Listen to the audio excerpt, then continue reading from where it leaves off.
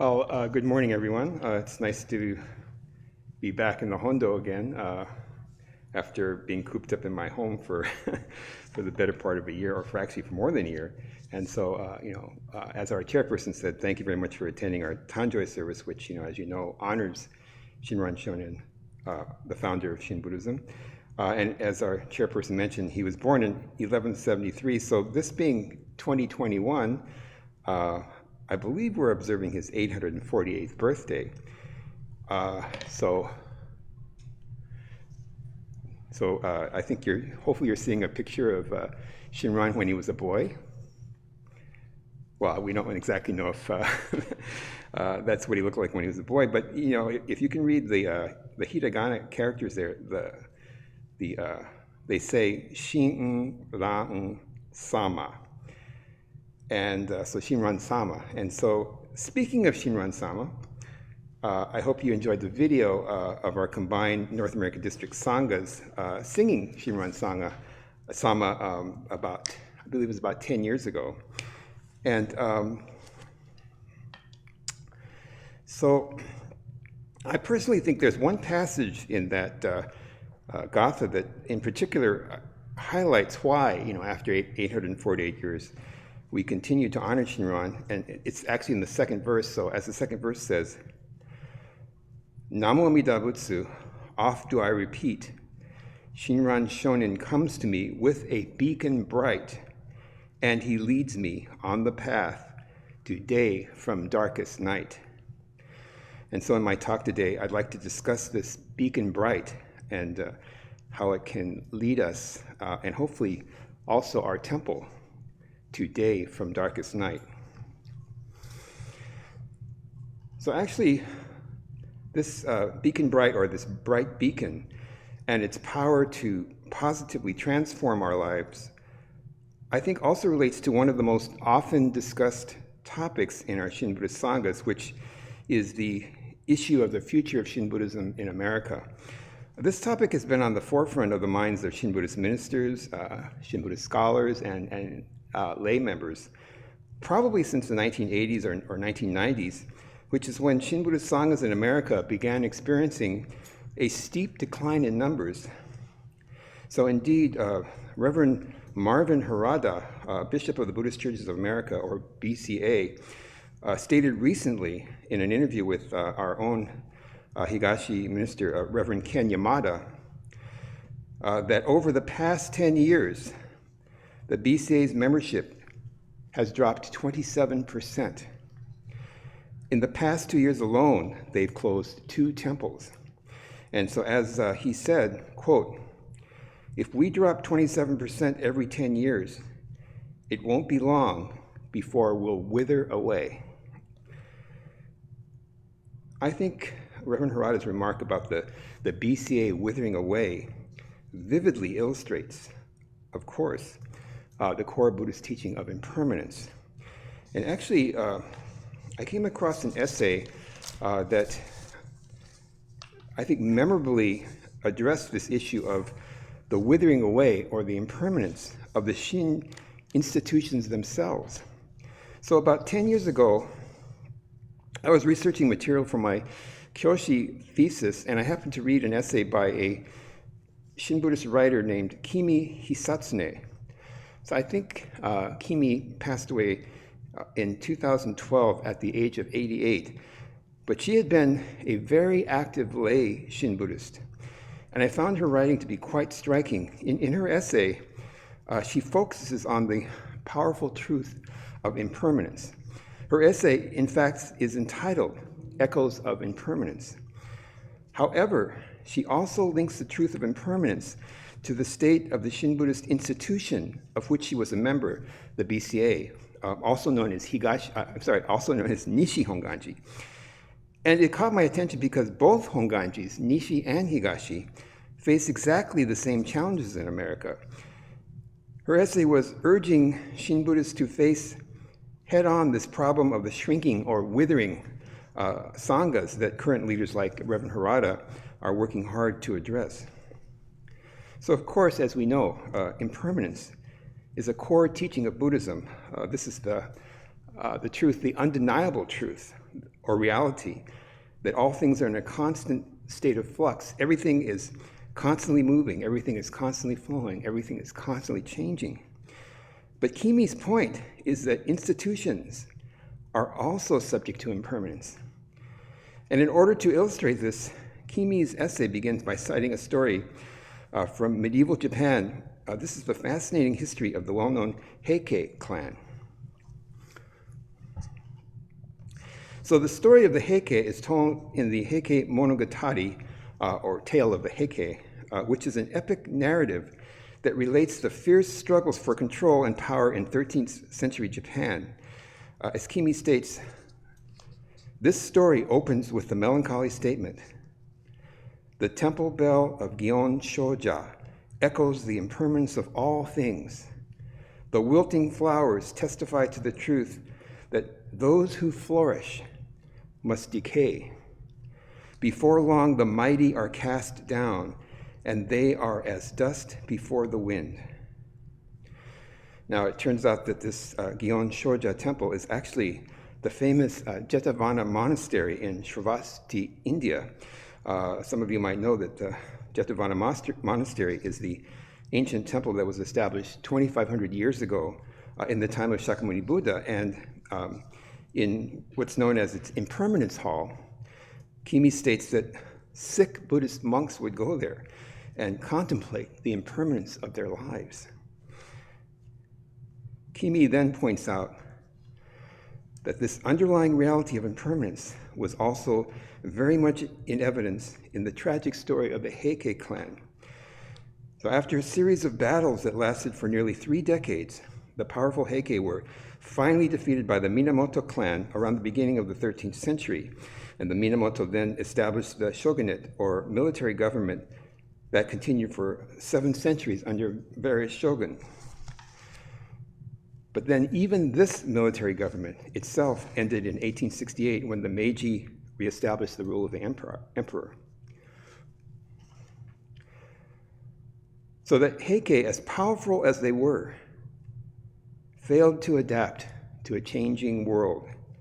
And in the same way, Kimi Hisatsune sees a similar challenge facing the Shin institution itself. For example, she feels that while, of course, there is a really profound depth in Shinran's teaching, the Shin Buddhism that actually arrived in the United States with the first generation of Japanese immigrants primarily emphasized the necessity of reciting the Nembutsu and having faith in Amida Buddha. And as she, as various scholars have stated, one reason for what we could call, I think, this sort of simplification of Shinran's teaching was the significant racial and cultural challenges that the Issei faced. Because of their causes and conditions, the early Shin temples were probably understandably more focused on offering a place of cultural refuge for the first generation of Shin immigrants. But now, she states, the times have changed, and, quote, "The younger generations blessed with higher education are more aware of and actively involved in the complex social and political environment of America, and therefore, a teaching requiring that one simply sit quietly and listen to Amida's call no longer energizes the young to exercise their rights and freedom as citizens in a democratic society to create a better world," end quote. One more quote from her. Then she returns to the theme of impermanence, and she adds, "The membership of the Buddhist churches of America is declining. The bell of Gion Shoja continues to echo the impermanence of all things, even the Shin Buddhist institution itself." And then Kimi Hisatsune concludes her essay by stating, "In life, however, impermanence signifies changing conditions, not the end of things. The decaying organism interacts with its environment and continues in a transformed state as new life. And therefore," she adds, "the Jodo Shinshu institution can adapt its traditional teachings to the changing conditions of our contemporary world." Personally, I think Kimi's concluding passage is quite remarkable. So on the one hand, it's like a concise summary of the essential teaching of Shakyamuni Buddha, which we refer to as the Dharma. So first, the word decaying highlights impermanence and change. But then the words interacts with also, I think, highlights the interdependence of all things.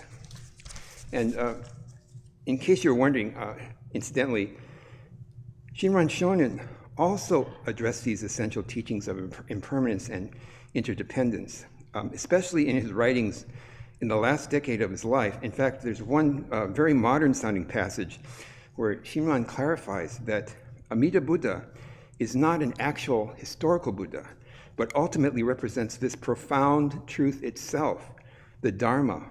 And so I think we can say that the Dharma, this reality of the impermanence and interdependence of all things, is also that beacon bright referenced in the Gatha, Shinran Sama. But on the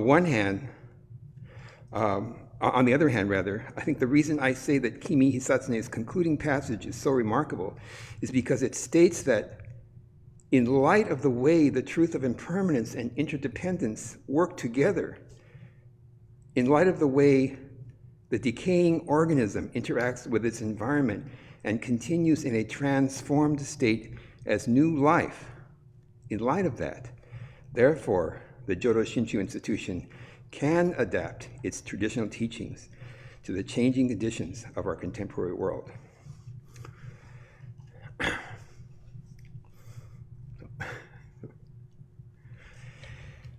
At this point, let me refer back to that interview with Reverend Marvin Harada, Bishop of the BCA. So after acknowledging their 27% drop in membership, he goes on to state, and I quote, "Clearly, we have declined in membership because we're not reaching the masses. We're not connecting with everyday people in this culture. Instead, we've been focused on the Japanese American community."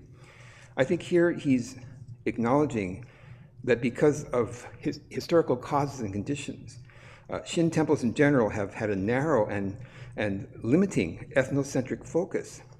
And by the way, there's a similar comment I wanted to share with you that's by another progressive Shin minister, which is Reverend Patty Uski. In Reverend Patty's book, Currents of Change, she echoes Reverend Harada when she says, quote, "The hope for the future of the BCA lies in focusing on the Dharma rather than on ethnic culture. Such a move could change the direction of Jodo Shinshu in America," end quote. So actually, I don't know if you would agree with me, but in spite of the declining membership numbers, there seems to be a kind of, I would say, refreshing optimism that these ministers possess about the future. And, maybe you're wondering, what is that optimism based on? Well, in that same interview, Reverend Harada clarifies that his optimism is based on the powerful role an institution's education programs can play. For example, he says, quote, "We can turn around the membership decline by focusing on Buddhist education to make the Shin Buddhist teachings accessible to the general public and help our members deepen their appreciation of the Dharma," end quote. And then, in addition, he's also well aware that in order to truly make the Shin teachings accessible to Americans, there's clearly also a need to develop American-born ministers. So Reverend Harada says that establishing effective education programs is key because Buddhist education at the local level is also a first step in providing fertile soil from which future ministerial aspirants bloom forth, end quote. So I personally believe that Reverend Harada is referring to the necessity of establishing fertile soil, also highlights the significance of Higashi's own Dharma Seeds educational program. Now, of course, our Dharma Seeds program is not specifically a ministerial development program, However, I feel it's most certainly one of the key programs here that's designed to establish that fertile soil that can nurture American-born ministerial aspirants. And I'd like to now conclude my talk by referring back to the Gatha Shinran Sama.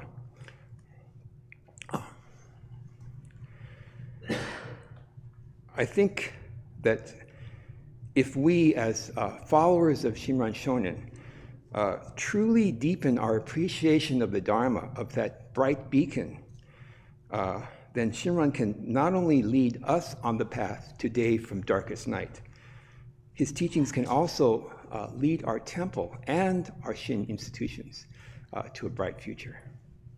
So thank you very much for listening. Namo Amida Butsu, Namo Amida Butsu.